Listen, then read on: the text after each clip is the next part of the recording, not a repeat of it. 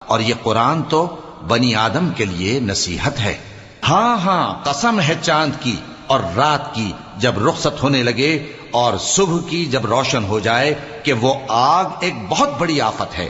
انسان کے لیے ڈر کی چیز، یعنی اس شخص کے لیے جو تم میں سے آگے بڑھنا چاہے یا پیچھے رہنا چاہے۔ ہر شخص اپنے کرتوتوں کے باعث گرفتار ہوگا، مگر داہنی طرف والے نیک لوگ جنتوں میں ہوں گے اور پوچھتے ہوں گے، یعنی آگ میں جلنے والے گناہگاروں سے، کہ تم دوزخ میں کیوں پڑے؟